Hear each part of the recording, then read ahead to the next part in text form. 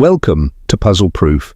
Join us as we unravel today's captivating story and solve exciting puzzles together. Get ready to engage your mind. Let the journey start. Chapter 1. The Widow's Visit. It was an unusually grey and chilly afternoon in early October when Mrs. Georgina Langham arrived at 221 B. Baker Street, seeking the services of the renowned detective Sherlock Holmes. The fog lay thick across the city, muffling the usual bustle as I sat by the fire reading the Times. Holmes, as was his habit during moments of inactivity, was nestled in his favourite armchair, his sharp gaze occasionally flickering to the strings of his violin, which he plucked absently with restless fingers. The sudden knock at the door disrupted the quiet. When Mrs. Hudson ushered the visitor inside, I could not help but notice the woman's appearance immediately.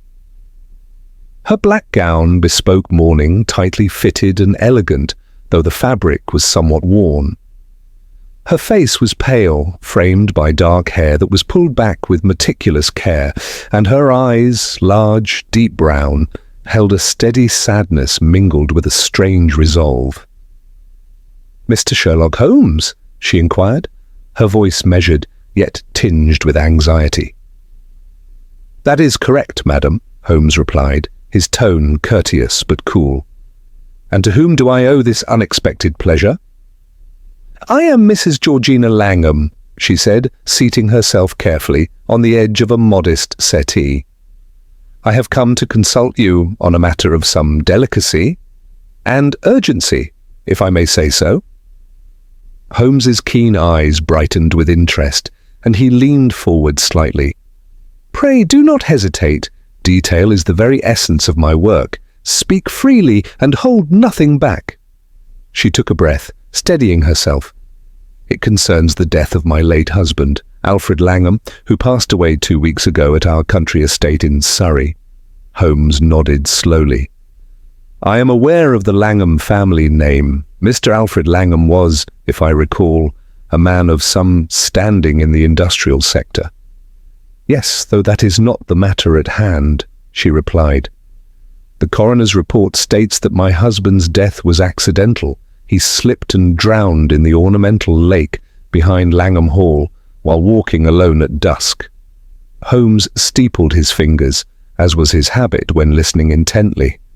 "But," she continued, "I cannot accept this conclusion. My husband was a careful man, if prone to melancholy, yes, but not reckless, and the circumstances of his death have unsettled me deeply." Holmes's gaze sharpened.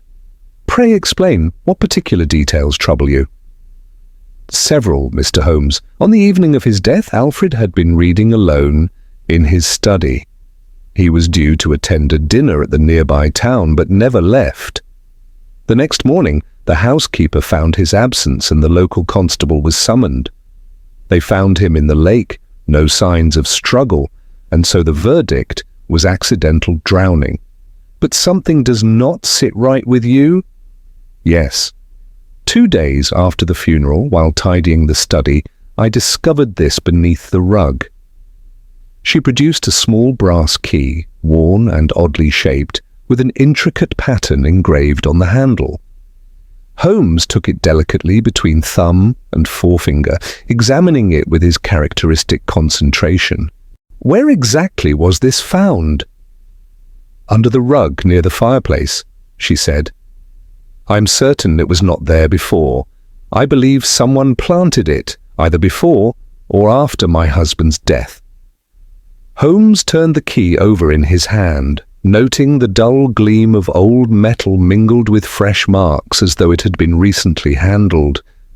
"And this key, madam, does it open anything in the house?" "I do not know. My husband had no such key that I was aware of, nor could the housekeeper recall seeing it before." Holmes's lips twitched in what might be called the faintest hint of a smile. "Then we have an intriguing mystery indeed. Mrs. Langham, may I ask about your husband's character? Was he a man who kept secrets, or was he straightforward in his dealings? Blunt, if anything, he was never one to hide things. If something troubled him, he confided in me. But lately, she hesitated. He had grown withdrawn, restless even. Yet when I questioned him, he offered only vague replies. Withdrawn men often have reasons, Holmes observed thoughtfully, and the presence of this key suggests a hidden matter. Tell me, madam, has anyone else been in the house since your husband's passing? Relatives, friends, servants? My sister, Miss Eveline Hayward, came briefly for the funeral. Our solicitor, Mr. Julian Trevelyan, has handled the estate. The housekeeper remains, naturally. Otherwise, no visitors of note. Mr. Trevelyan is a name I recognize. A respectable man, though sometimes, in my experience, the most respectable can hide the sharpest claws. She gave a faint, almost imperceptible nod. Holmes stood abruptly and began to pace, hands clasped behind his back, his expression lost in thought. I watched him carefully, for I knew the signs well. A web was beginning to weave in his mind. Mrs. Langham, we shall need to visit Langham Hall without delay. I would like to inspect the scene of your husband's demise, the study where this key was found, and the grounds surrounding the lake. She rose, grasping the arm of the settee. Thank you, Mr. Holmes. I have no doubt that your mind will uncover what the law has overlooked. Holmes inclined his head. The truth often lies buried beneath layers of assumption and fear. Fear not, madam. We shall leave no stone unturned. Mrs. Langham lingered a moment by the door, her eyes meeting mine with a mixture of hope and despair. I feel you are the only one who can help me. Holmes smiled, though there was no warmth in it. I am but a humble instrument of reason. As the door closed behind her, Holmes returned to his chair and lit his pipe. Watson, he said quietly, this case promises to be both delicate and complex. A death shrouded in grief, a mysterious key, and a man whose secrets may yet surface from the depths of his final resting place. I nodded. And you believe this was no accident? Holmes fixed me with a steady glance. I do. There is an echo in the silence of Langham Hall, and I intend to listen closely. The game, as always, was afoot. Chapter 2. The Lake at Langham Hall. The following morning, under a pallid sky heavy with mist, Holmes, Mrs. Langham and I made our way to Surrey. The journey was long, but afforded me ample opportunity to observe the detective's methodical mind at work. His eyes, sharp and restless, took in every detail of the passing countryside with the intensity of a man searching for unseen clues. Langham Hall lay several miles from the nearest village, a Georgian mansion that seemed to brood beneath the low clouds. Ivy clung to its brick facade like creeping fingers, and the windows stared blankly as if guarding some ancient secret. The gardens were wild with the onset of autumn, leaves a mosaic of brown and gold strewn across the gravel paths. We were met at the gate by the housekeeper, Mrs. Willett, a stern woman in her late 50s, whose gaze flickered warily between Holmes and Mrs. Langham. She seemed neither overly welcoming nor particularly curious, merely dutiful. Holmes introduced himself with quiet courtesy, and after brief formalities we entered the house. The interior was a study in faded grandeur, heavy curtains, richly carved furniture, and portraits of stern-faced ancestors looking down from their frames with an air of judgment. Holmes wasted no time. Mrs. Langham, if you please, lead us to the study. The room was on the ground floor, overlooking the gardens. Bookshelves lined the walls, crowded with leather-bound volumes. A massive desk stood near the window, its surface cluttered with papers, writing implements, and a small brass lamp. The rug beneath the desk was thick, woven in deep reds and blues. Holmes crouched to examine the rug, his magnifying glass revealing no immediate disturbance save for a few faint marks of wear. The key was found beneath this very rug. Mrs. Langham reminded him softly. "Yes, madam," he said, nodding. "And yet no sign that the rug has been recently moved or disturbed, which is odd." He then inspected the fireplace, running his fingers along the mantelpiece. "And your late husband's habits? Did he spend much time here?" Mrs. Langham's voice trembled slightly. "He often wrote letters or examined business documents at this desk, but for the last fortnight he was restless and sometimes disappeared for hours without explanation."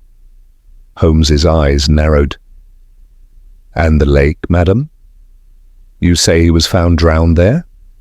"Yes, it lies at the edge of the estate, just beyond the gardens." We stepped outside. The morning air was sharp and cool, laden with the earthy scent of damp leaves. Holmes's gaze swept the grounds with careful precision. The ornamental lake was small and irregularly shaped, fringed by reeds and water lilies, its surface dark and mirror-like. A small boathouse sat at one end, its wooden frame weathered and grey. Holmes approached the water's edge, crouching to examine the muddy bank. "Notice this, Watson," he said, pointing to a few footprints partially obscured by recent rain. "They lead towards the water but not away." "Could it be the victim's tracks?" I suggested. "Possibly," Holmes replied. "But observe the absence of any disturbance farther along the bank. One would expect footprints returning if he had slipped and staggered back." He then picked up a small object from the mud and held it up to the light, a snapped matchstick, blackened at the tip. "A matchstick?" Holmes mused. "Burnt recently, I'd wager. Odd to find here unless a fire was made." The boathouse drew his attention next. Inside it was dim and cluttered with fishing gear, ropes and old oars. Yet Holmes's scrutiny detected something missing. "Watson, do you notice the conspicuous absence of a boat?" "I thought the boathouse should contain a boat?" "Precisely. One was here, recently no doubt. The absence is more telling than presence. Someone removed it." Holmes stepped outside and looked about the vicinity. "Could the boat have been taken by the housekeeper or any of the staff?" Mrs. Langham shook her head. "None of the servants have a key, and no one has reported a missing boat." Holmes mused aloud. "It may have been taken before the discovery of the body, or immediately after. Someone wished to erase certain traces." That evening, Holmes and I retired to the drawing room, where the fire burned low. Mrs. Langham remained upstairs, exhausted by the day's revelations. "Holmes," I said, "the matchstick and the missing boat suggest this was no simple accident." He nodded slowly. "Indeed, and I suspect that the key Mrs. Langham found will prove crucial. But there are more shadows here than light." The following day, Holmes resolved to examine the other rooms in the house. We met the housekeeper again, who revealed more details with some reluctance. "Mr. Langham kept his ledgers in the study," she said. "But after his death, Mr. Trevelyan, the solicitor, came and removed many papers." Holmes's eyes gleamed. "And you say the ledgers were kept here but now are gone?" "Yes, sir. Mr. Trevelyan took them to London." Holmes exchanged a glance with me. "It is curious that the man who stands to benefit most from the estate also controls the documents we most need." Later, Holmes spent considerable time inspecting the study's bookshelves, tapping and probing every inch with meticulous care. He even lifted the desk drawers, which were empty, save for a few scattered notes. "Watson," he said quietly, "I believe Mr. Langham was protecting something more valuable than mere accounts." I found myself eager for the morrow, hoping the fog that clung to Langham Hall would lift, revealing truths as yet unseen. Chapter 3. The Solicitor and the Ledger. The following morning, Holmes and I set off for London, bound for the offices of Mr. Julian Trevelyan, the solicitor who had managed the late Alfred Langham's affairs. The city was its usual swarm of noise and motion, but Holmes's focus was as sharp as ever, his mind attuned to the smallest detail amid the bustle. Trevelyan's chambers were situated in a narrow Georgian building on the edge of the city, a respectable address, but hardly ostentatious. Holmes had made prior arrangements by telegram, and we were admitted after a brief wait. The solicitor himself was a man in his late 40s, with thinning hair and a complexion as pale as his carefully pressed shirt. His manner was cool and professional, but I noted a flicker of unease behind his polished smile as Holmes presented Mrs. Langham's key. "Mr. Trevelyan," Holmes began, "we have come to inquire about the late Mr. Langham's ledgers and other documents pertaining to his estate. Mrs. Langham mentioned that you removed some papers from Langham Hall after his passing." Trevelyan inclined his head, folding his hands on the desk. "Indeed, Mr. Holmes. It was necessary to collect the legal documents and financial records for proper administration. The ledgers are currently held by my firm's trustees as the estate is in probate." Holmes regarded him with his penetrating gaze. "Might we examine these ledgers? They may contain information pertinent to Mrs. Langham's concerns about the circumstances of her husband's death." "I'm afraid that is not possible," Trevelyan replied smoothly. "The ledgers are confidential, and without a court order or explicit permission, they cannot be disclosed." Holmes's brow furrowed. "A matter of privacy, no doubt. But in light of recent events, one might expect the estate's documents to be scrutinized thoroughly." "Of course, Mr. Holmes," Trevelyan said, voice even but firm. "But I must insist on following proper legal channels." We exchanged glances, and I could see Holmes was displeased by the obstruction. Yet he maintained his composure, a mask of polite persistence. "Very well, Mr. Trevelyan. I must ask, then, whether you are aware of any unusual entries or matters of concern within those ledgers?" Trevelyan's eyes flickered ever so slightly. "Nothing of particular note, I assure you. Mr. Langham was a prudent man with no known financial improprieties." Holmes gave a slow nod, but I noted the solicitor's evasiveness. As we took our leave, Holmes muttered, "There is something behind that man's words. He conceals more than he reveals. We shall learn soon enough." Returning to Baker Street, Holmes began to examine the brass key more closely, this time under the microscope. The metal's surface was marred with fine scratches and small flecks of rust interspersed with traces of oil. "Watson," he said, "this key is not one for a door or a chest of ordinary size. It belongs to a small, intricate lock, likely a lockbox or a secret compartment. Could such a compartment be hidden in the house?" "Almost certainly, and judging by the condition, the key has lain unused for many years, only recently brought into use or removed from its resting place." Holmes leaned back, fingers steepled once more. "The removal of the ledgers by Trevelyan is suspicious. Either the ledgers contain a secret beyond mere accounts, or he wishes to hide something damaging." I was curious. What sort of secret could a ledger conceal that would provoke such secrecy? Holmes smiled faintly.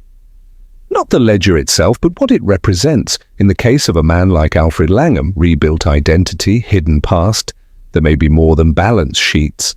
Possibly confessions, revelations, or records meant to protect or condemn." That evening, Holmes and I discussed our next course of action. "We must return to Langham Hall," Holmes declared. "There are rooms yet unsearched, places where a secret compartment may be concealed. Mrs. Langham's key might unlock the mystery of her husband's past and the true nature of his death." The following day, under the watchful eye of Mrs. Willett, we returned to the house.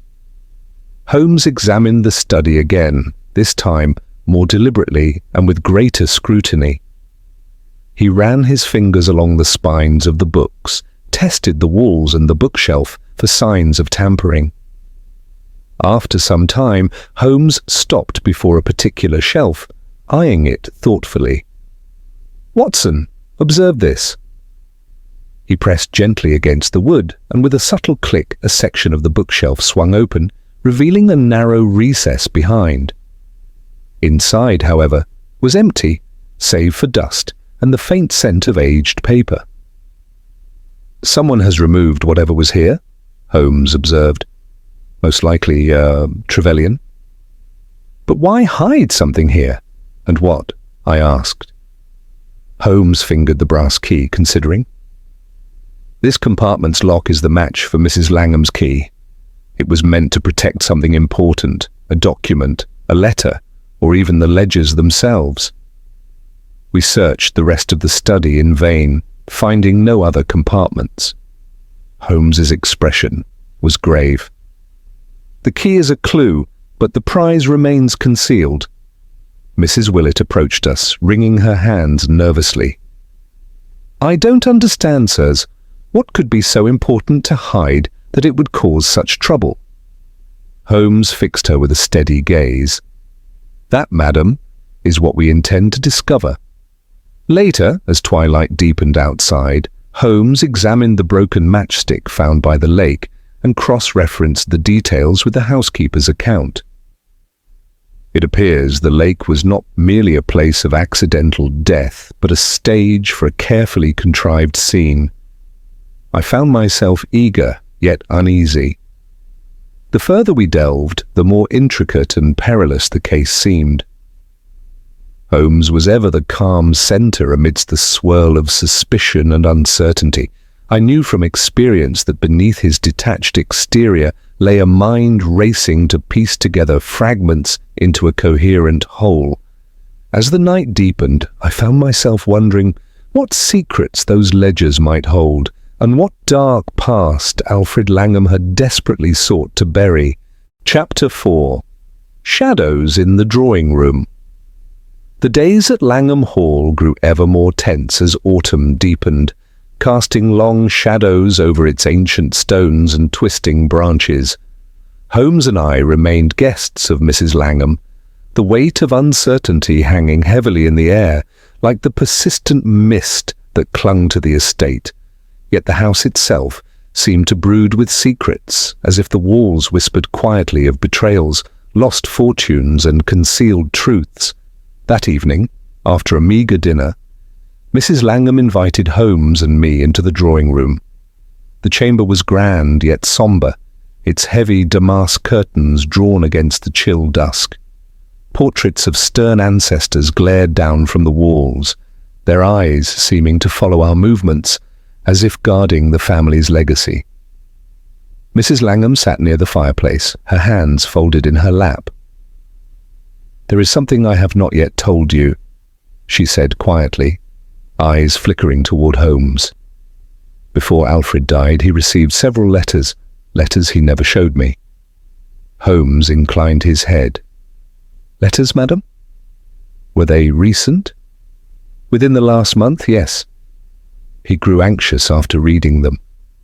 "I managed to retrieve one from his desk before the housekeeper cleared his belongings.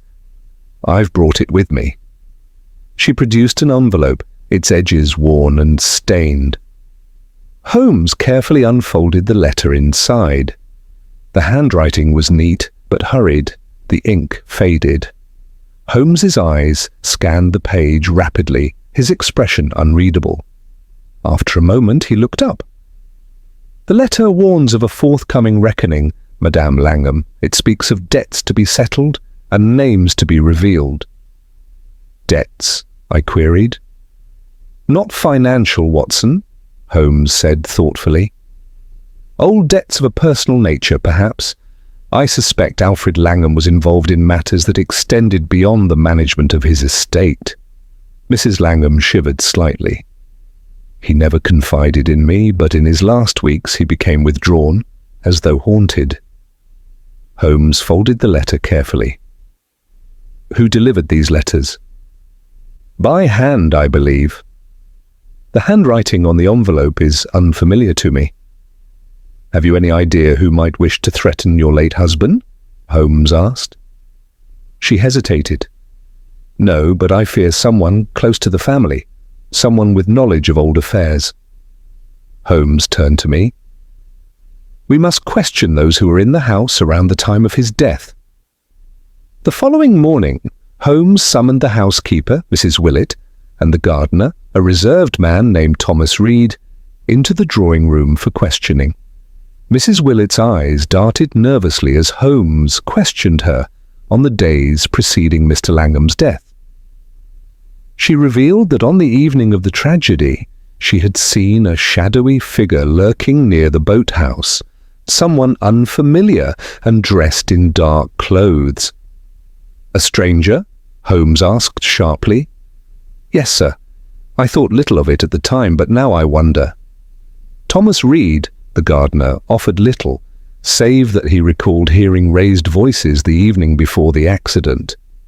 I could not see who was speaking, the sound carried from the study window. Holmes took notes meticulously, pausing now and then to ask for clarifications.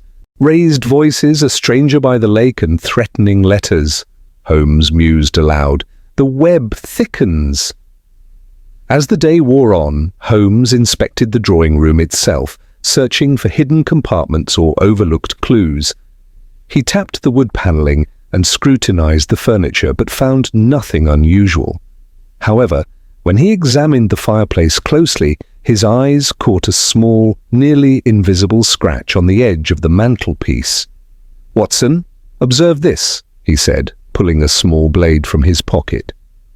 With careful precision, he pried at the scratched section. The wood shifted, revealing a tiny hidden slot. Inside lay a folded note, yellowed with age. Holmes unfolded it slowly, his brow furrowing as he read aloud. "The truth lies beneath the water's stillness. Beware those who watch in shadow." Cryptic, but no less telling, Holmes said, tucking the note into his pocket. Clearly, someone wanted this message hidden but accessible only to the initiated. I glanced at Mrs. Langham, whose expression was a mixture of fear and hope. "Who could have placed this here?" she whispered. "That is what we must determine," Holmes replied. The evening drew on, and I noted Holmes's increasing impatience. He remained thoughtful but composed, as always, carefully weighing every piece of information. Before retiring to our rooms, Holmes took a solitary walk around the estate grounds. The fog had thickened, swallowing the trees and paths in a ghostly embrace.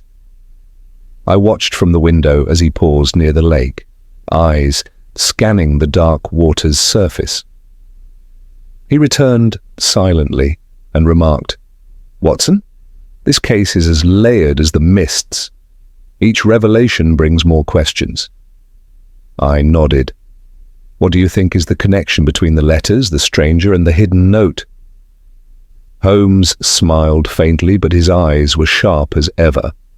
"That, my dear friend, is the puzzle we must solve, and it will require patience and precision."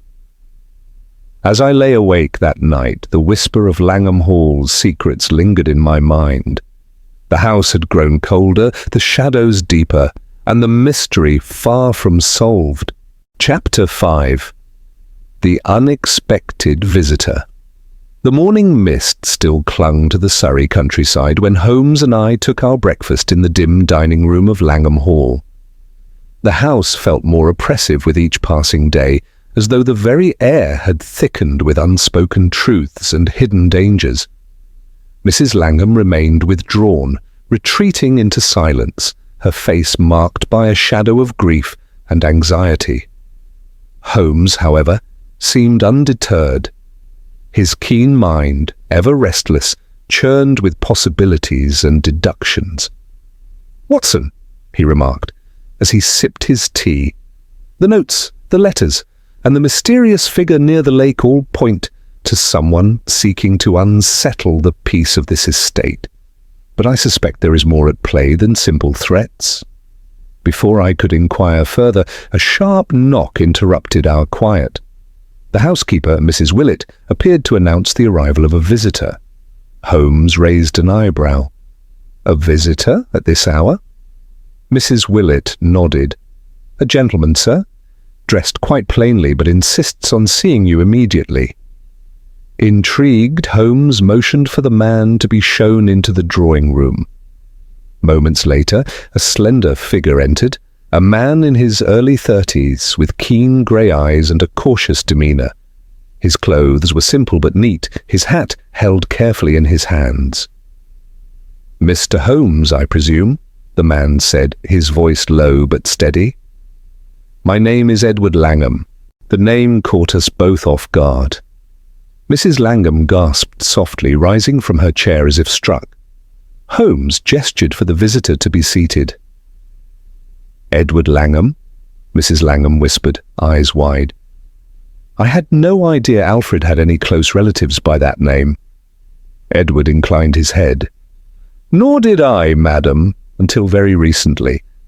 I come from a distant branch of the family. I learned of Alfred's death only days ago, and I felt compelled to come to understand." Holmes studied Edward with his characteristic calm. "What brings you here so swiftly, Mr. Langham?" Edward hesitated, then said, "I had a letter addressed to Alfred, but sent to me by mistake, revealing some troubling hints about his past dealings and warning that his life might be in danger." Holmes's interest was immediately piqued. "A letter, you say? May I see it?" Edward retrieved a folded paper from the inner pocket of his coat and handed it to Holmes. The letter was typed, dated just 2 weeks prior, and unsigned. It read, "Alfred, you must come clean before it is too late. The debts you carry are not only monetary but moral. The sins of the past catch up with us all. Meet me at the lake before dusk if you wish to end this." "A friend?" Holmes examined the letter with a critical eye. "A cryptic summons. Did you attempt to contact the sender?" Edward shook his head. "I know nothing more than this letter's contents." Mrs. Langham's voice trembled. "Alfred never mentioned such a visitor or meeting." Holmes placed the letter on the table. "This, combined with the notes we have found and the suspicious figure seen near the lake, suggests the meeting was arranged and possibly led to dire consequences." Edward looked downcast. "I only wish I had arrived sooner." Holmes stood abruptly. "Come, Edward, you will accompany us back to the lake. Perhaps your presence will shed light on what occurred." At the water's edge, the air was thick with fog. The reeds whispered softly in the breeze, and the surface of the lake lay still and dark. Holmes moved about the shoreline, retracing steps that might have been taken on that fateful evening. Edward watched quietly. "I never knew Alfred was so troubled," he said. "I'd hoped he had left his past behind." Holmes stopped near the boathouse. "That boat's disappearance remains most peculiar. Whoever took it wished to ensure no one could escape the lake easily, or perhaps wished to hide evidence." Edward looked toward the water. "Could Alfred have been forced into the lake?" Holmes nodded slowly. "There is strong reason to suspect as much." Suddenly Holmes bent down, picking up a fragment of cloth snagged on a reed. The fabric was coarse and dark, resembling the clothes the stranger had worn, according to Mrs. Willett's description. "Careful, Watson," Holmes said, handing me the cloth. "This is a piece of the puzzle." As we moved back toward the house, Holmes instructed Edward to remain close. "You may be more involved in this mystery than you realize," he said quietly. Back in the drawing room, Holmes continued his examination of the papers and notes. The letter Edward brought added a new dimension to the case, one of hidden family debts, secrets, and impending reckoning. Mrs. Langham sat silently, absorbed in thought. I noticed that despite her earlier distress, there was a flicker of hope in her eyes, as if Edward's arrival promised some revelation. Holmes paced the room. The messages, the stranger, and this new visitor, all indicate that Alfred's past was far from clean. Someone with intimate knowledge sought to confront him, someone who could have acted on threats. I asked, "Holmes, who might benefit most from Alfred's death?" Holmes smiled faintly. "Mrs. Langham, I would hesitate to assume, but given the solicitor's suspicious behavior and now the appearance of this distant relative, several possibilities emerge." He turned to Edward. "Have you any knowledge of your family's history?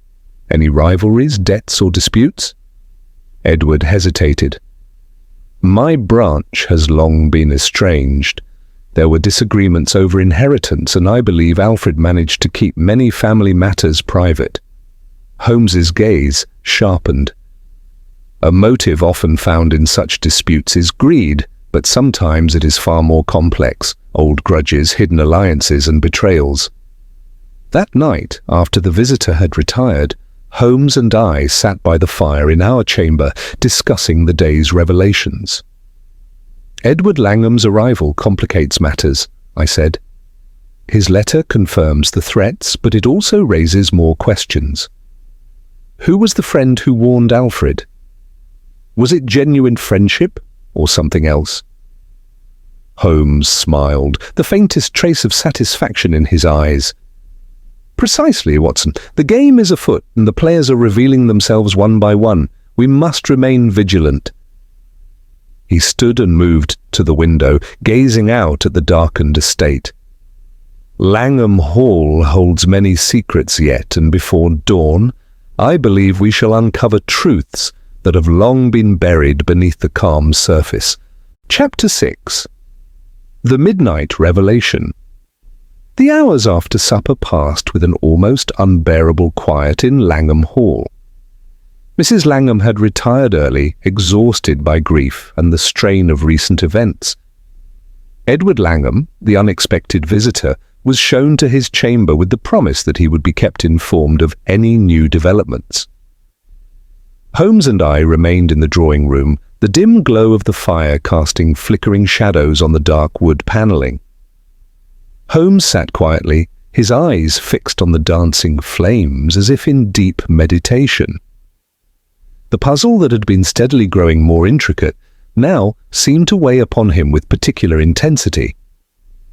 I could sense that he was arranging the pieces in his mind, a slow and meticulous process. "Watson," he said at last, breaking the silence, "the day's revelations have added fresh complexity to our case, but there remains one aspect we have yet to explore fully, the nature of the ledger itself and what it might conceal." I nodded. "The solicitor Trevelyan continues to obstruct access, and yet his behavior suggests knowledge of something he fears might be uncovered." "Indeed," Holmes replied, rising and moving to the desk where he began rifling through some papers Mrs. Langham had provided. "This estate is a treasure trove of secrets, but it appears many have been hidden deliberately." I watched as he carefully examined the ledger's cover. A simple, leather-bound book that had been recovered from a lower drawer in Alfred Langham's study. Though it seemed unremarkable at first glance, Holmes's eyes gleamed with recognition. "Watson, observe the embossing on the spine. It is faint, worn but discernible. A cipher." "A cipher?" I echoed, intrigued. "Yes. Mr. Langham was evidently a man who prized secrecy. The ledger is likely not a mere account book, but a coded record. We must decipher it if we are to understand the full scope of his affairs." Holmes reached for a small magnifying glass and examined the faint markings closely. "There are patterns here, subtle but consistent. Numerical sequences and letters interspersed in a way that suggests a deliberate code." He sat back, eyes narrowing. "To decrypt this, I will need quiet and focus. Watson, if you will excuse me for the evening, I shall retire to my study." I acquiesced, watching as Holmes withdrew to his quarters. The night deepened around us, thick with the heavy silence of Langham Hall. Shortly after midnight, a soft knock at my door roused me from a fitful sleep. Holmes's voice was barely a whisper. "Watson, I require your presence in the study. Come quickly but quietly." I dressed swiftly and followed him down the dark corridors to his study. He was seated at his desk, surrounded by papers, the ledger open before him, and a small oil lamp casting a warm glow. "Look here," Holmes said, pointing to a series of letters and numbers arranged along the ledger's margins. "This is a form of substitution cipher, where each letter corresponds to a number, but with an additional step, likely a key to alter the sequence. Together, we set to work." Holmes explained the principles of the cipher as he applied his formidable intellect to the task. The code was intricate, designed to protect secrets from casual discovery, but Holmes's methodical approach soon began to yield results. After several hours of careful deduction, the coded entries revealed themselves, not financial records, but detailed notes concerning persons, places, and transactions. The ledger was in fact a diary of sorts, chronicling Alfred Langham's dealings with various individuals, many of whom were connected to unsavory matters, debts unpaid, alliances forged in secrecy, and hints of past betrayals. One entry caught our attention: meeting with MR on the 12th. The matter of the ledger's true contents must remain concealed. The solicitor is not to be trusted. The key to the chest is with her. "Who is MR?" I asked. Holmes shook his head. "That remains to be discovered, but the mention of the solicitor is troubling. Trevelyan may be deeply involved." We turned the page to a more troubling passage. "The lake must remain untouched. Should the truth surface, all is lost. The secret beneath the water is the final safeguard." Holmes's face darkened. "The lake is not merely the site of Alfred's death. It is a grave for the secret he sought to protect." "Could something be hidden beneath the water's surface?" I inquired. "It is a strong possibility. Tomorrow we shall arrange a search." Before retiring, Holmes pondered a final detail. "Watson, there is yet one more matter that troubles me. The matchstick we found by the lake, the broken, red-tipped stick. It seems trivial, but may prove pivotal." "Red-tipped?" I asked, puzzled.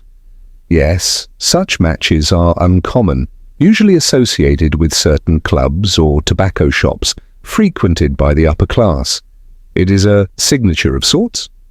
Holmes retrieved a small notebook and jotted down several addresses and names.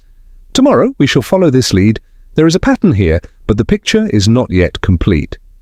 As the first hints of dawn crept through the windows, I could see the restless energy in Holmes's eyes. The midnight revelation had opened a new chapter in the investigation, one that promised to unravel the tangled web around Langham Hall. The next morning, as Holmes prepared for the day, Mrs. Langham sought me out with a request. "Dr. Watson," she said, her voice soft but resolute, "I must thank you and Mr. Holmes for your efforts. I feel there is hope yet for uncovering the truth. Alfred deserves that much." I nodded, moved by her sincerity. Holmes, overhearing, added quietly, "Madam, the truth has a way of emerging from the shadows, no matter how deeply buried. We are close, I assure you." As I left her presence, I felt a renewed sense of determination. The case was far from resolved, but the midnight hour had granted us the key to unlock the mystery. And with Holmes at the helm, I had no doubt the puzzle would soon be solved. Chapter 7. Threads unravel. The morning mist hung low and stubborn over the grounds of Langham Hall as Holmes and I prepared to follow the fresh leads uncovered the previous night. The encoded ledger had revealed a network of clandestine dealings, cryptic warnings and veiled references, threads that, when woven together, promised to disclose the true nature of Alfred Langham's secret.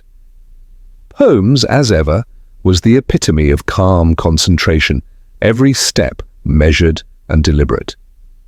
I admired the way his mind sifted through the bewildering mass of evidence, seeking patterns invisible to any other eye. This morning, his attention was fixed upon the mysterious matchstick, the red-tipped fragment discovered at the lakeside, an object so seemingly trivial that none but Holmes would have perceived its significance. "Watson," he began as we stepped onto the gravel path. "These matches, red-tipped, are manufactured exclusively for a small circle of London tobacconists, particularly those catering to the upper echelons. It is a curious signature marking both place and social stratum." "Have you narrowed down the source?" I asked, striding alongside him. Holmes's eyes gleamed. "Indeed. Last night's notes contained references to a gentleman's club in Mayfair, the Eglinton. It is a discreet establishment, known only to select members of society. I intend to visit it today." Our journey to London was swift and silent, the countryside yielding to the city's more frenetic pace. Mayfair was already stirring with activity, the streets bathed in a pale sunlight that seemed at odds with the shadows creeping into Holmes's mind. The Eglinton Club was nestled discreetly between two unremarkable buildings on Curzon Street. The door was heavy oak, polished, and adorned only with a brass knocker shaped like a lion's head. Holmes rapped twice, and a portly doorman admitted us after a measured pause. Inside the club was a haven of polished wood, leather armchairs, and the muted murmur of well-bred conversation. Holmes's gaze swept the room, taking in every detail. "Who might we inquire about?" I whispered. Holmes turned to the concierge. "I am looking for a Mr. Malcolm Ridley, a name appearing frequently in the late Alfred Langham's ledger." The concierge's face tightened briefly, then masked it with politeness. "Mr. Ridley is a member here. Shall I announce you?" Holmes inclined his head. "Yes, please." A moment later, a tall, impeccably dressed man emerged from the smoking room. His eyes were sharp, but wary. "Mr. Ridley?" Holmes said calmly. "I am Sherlock Holmes, and this is my colleague, Dr. Watson. We seek your assistance regarding matters concerning Alfred Langham." Ridley's gaze flickered briefly, then he gestured us to a private lounge. Once seated, Holmes wasted no time. "Mr. Ridley, your name appears repeatedly in Langham's ledger, often alongside cryptic references. Would you care to explain your connection to him?" Ridley studied us for a moment. "Alfred and I were acquaintances, more in business than friendship. Some matters we discussed were sensitive, to say the least." Holmes leaned forward. "Such as?" "Discrete transactions involving property and financial arrangements that required utmost secrecy." "And the ledger's warning of the solicitor's distrust?" Holmes pressed. Ridley's eyes narrowed. "I cannot speak of that directly, but Trevelyan's reputation is less than sterling. He is known to pursue personal interests under the guise of legal duty." Holmes nodded slowly. "That confirms some suspicions. Now about the matchstick. They are used here, are they not?" Ridley glanced toward the smoking room. "Yes, a trademark of our club." Holmes rose. "Thank you, Mr. Ridley. Your cooperation is appreciated." Back in the open air of Mayfair, Holmes was quiet for a moment. The ledger's web extends deeply into circles of power and influence. Ridley's involvement suggests the secret concerns more than simple debts.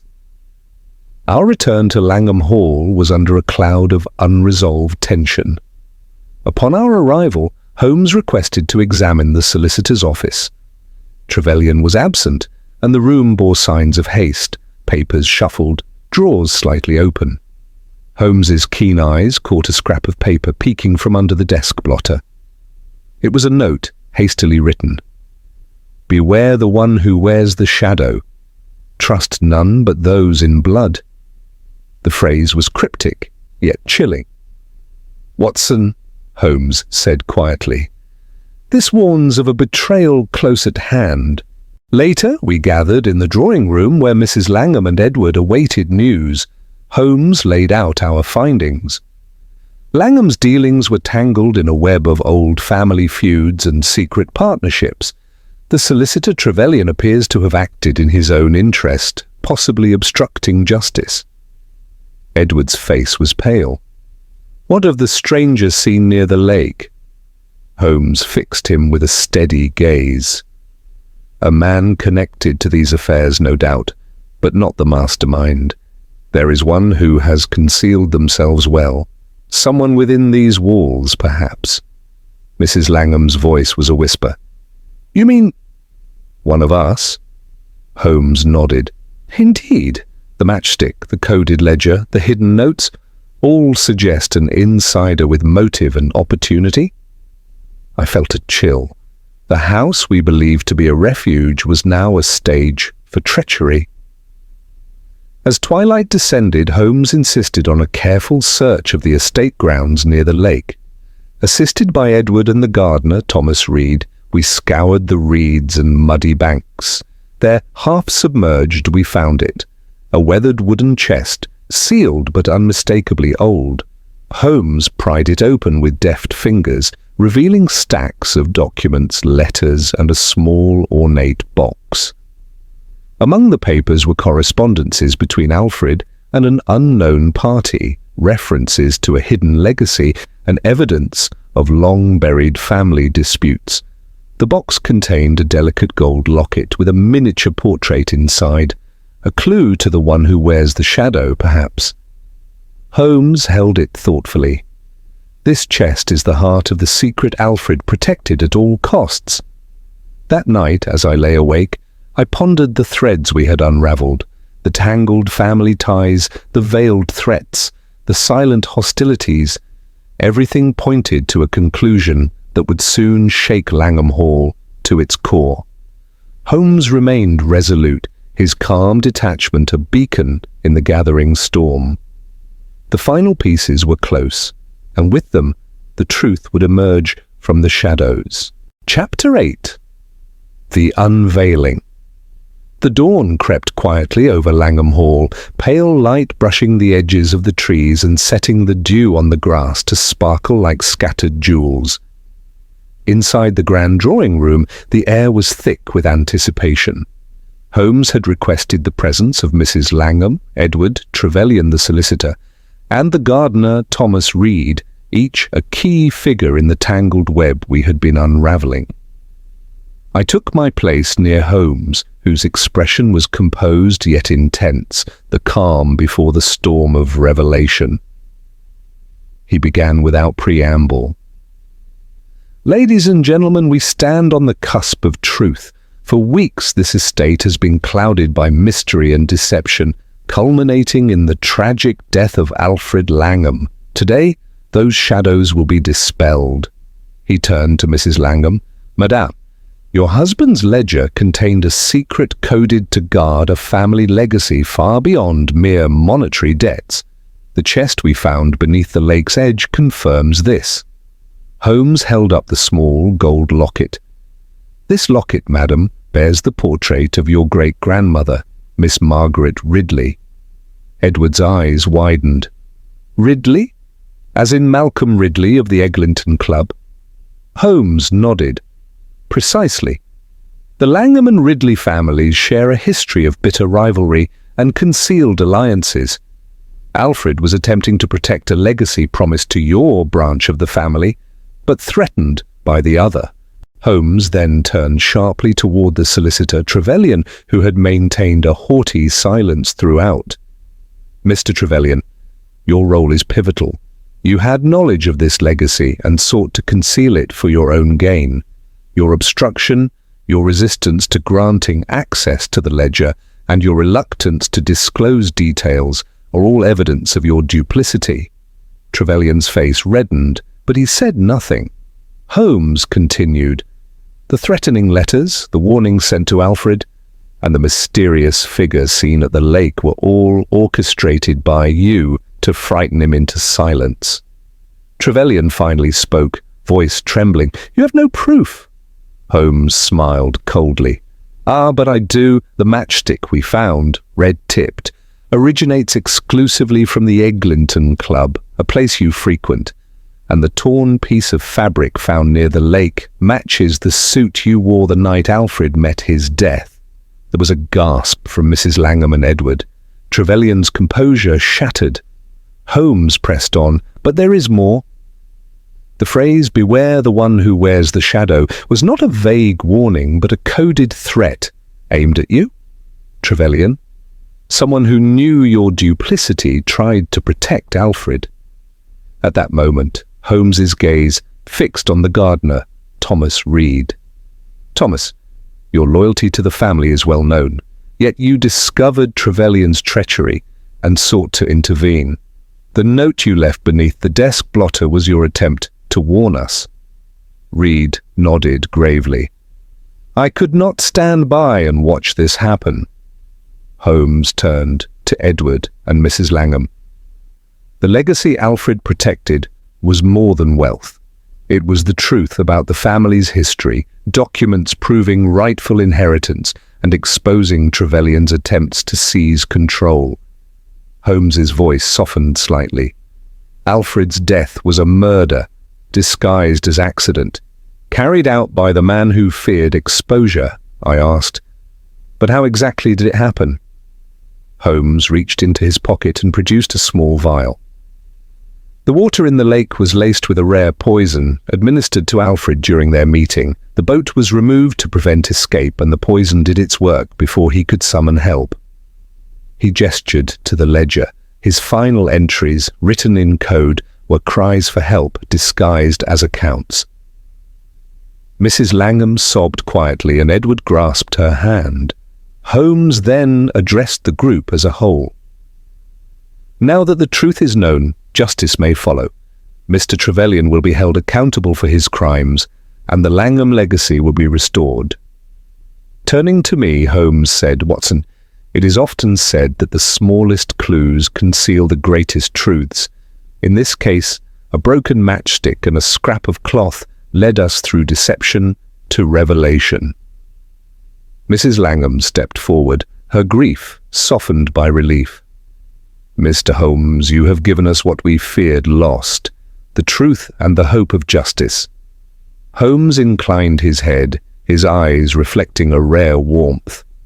"It is the duty of the detective to seek out the facts hidden beneath layers of deception." As the guests departed, the weight that had long burdened Langham Hall seemed to lift, the air lighter and the future a little brighter. Later, as Holmes and I sat once more by the fire, he was unusually reflective. "Watson," he said, "this case has reminded me how human nature, with all its faults and virtues, often hides behind facades. It is a testament to perseverance the truth prevails, even in the darkest places." I smiled. "And to your brilliance, Holmes, that sees through the veils and illuminates what others miss." He gave a rare, genuine smile. "Thank you, my friend. Now, to rest.